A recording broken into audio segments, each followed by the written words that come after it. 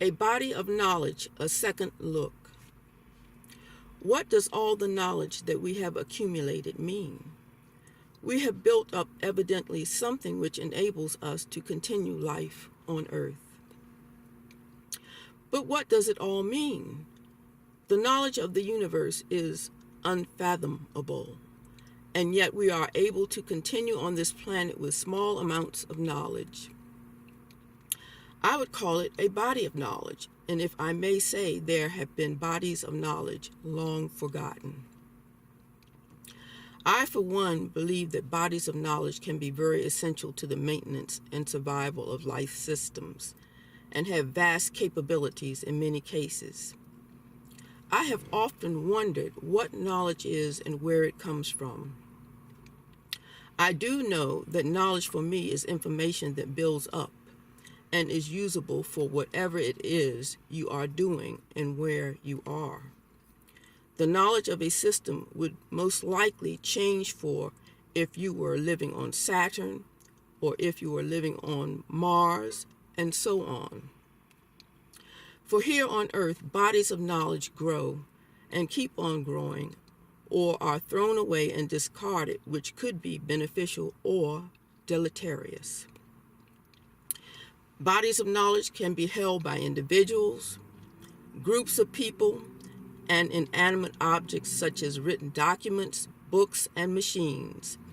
People are always worried about how many books or how many paper documents they have, but to me, these bodies of knowledge could be hugely important.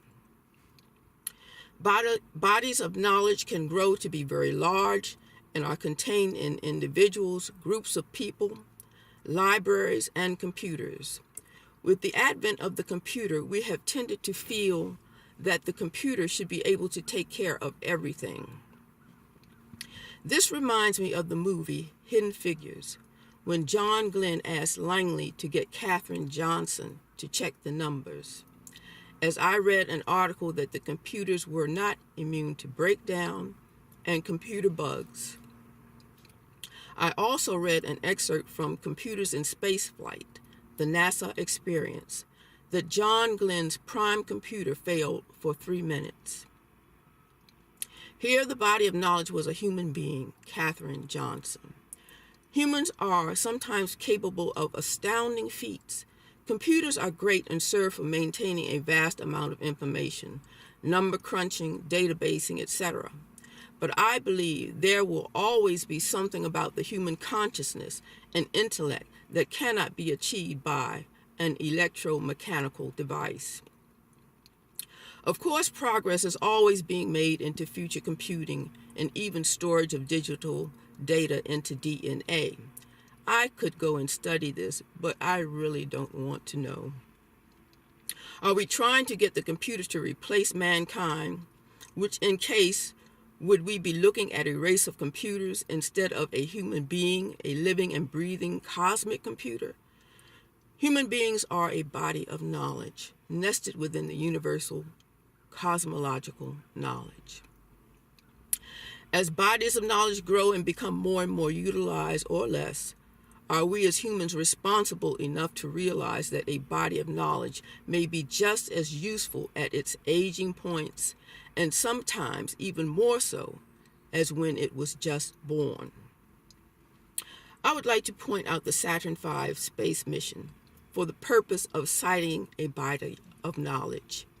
As of 2017, according to Wikipedia, the Saturn V rocket remains the tallest, heaviest, and most powerful rocket, yet the technology has been left behind, and I assume many of the human experts may have died or are not available for some reason.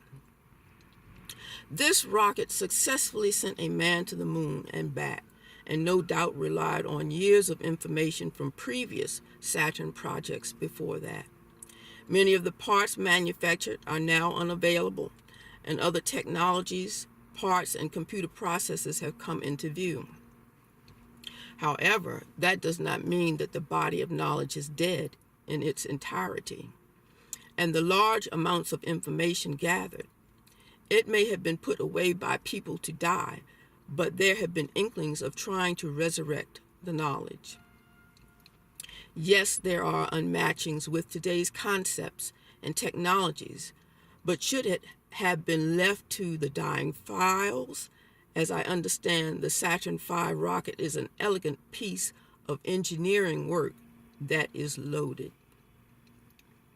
That is an excellent example of a body of knowledge containing people, technology, parts, historical documents, books, and information gathered from experience. In my view, bodies of knowledge can be useful in many degrees if we can contain them and hold on to them, as ultimately humans need to view them, understand them, and manipulate them if they are to be utilized. The task of maintaining bodies of knowledge would be challenging, and one of realizing how to manage them, possibly modify, update, and utilize them as changes occur. I am not going to attempt to get into technicalities about what I have written, but I feel that humans can maintain bodies of knowledge along with computers and humans working along. This concludes my mini lecture on bodies of knowledge, a second thought. Composed by myself, Sheryl Fisher, at Araxis 3 Productions, October the 15th, 2017. Thank you.